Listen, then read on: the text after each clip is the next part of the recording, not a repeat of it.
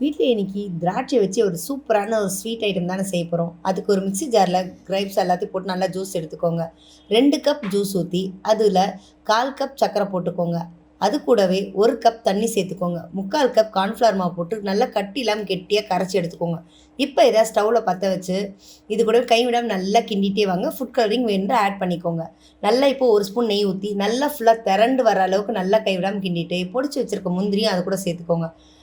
நல்லா கைவிடாம கிண்டி எடுத்ததும், இத ஒரு மோல்டிங் பேன்ல ஊத்தி, நல்லா வந்து டேப் பண்ணி விடுங்க.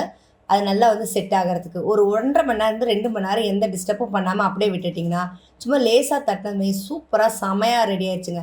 இப்ப கத்தி வச்சு நமக்கு என்ன மாரி ஷேப்ஸ் வேணுமோ, அந்த ஷேப்ல அத கட் பண்ணி எடுத்துக்கலாம். செமையா இருக்குங்க. அப்படியே ஸ்பாஞ்ச் மாதிரி எல்லா பக்கமும் சூப்பரா இருக்கு. அந்த கிரேப்ஸோட ஃப்ளேவரோட வீட்லயே அருமையா கிரேப்ஸுக்கு வச்சு குட்டீஸ்க்கு செம சூப்பரான ஒரு ஸ்வீட் ஐட்டம் ரெடி ஆயிடுச்சுங்க. செம அமேசிங்கான டிஷ்.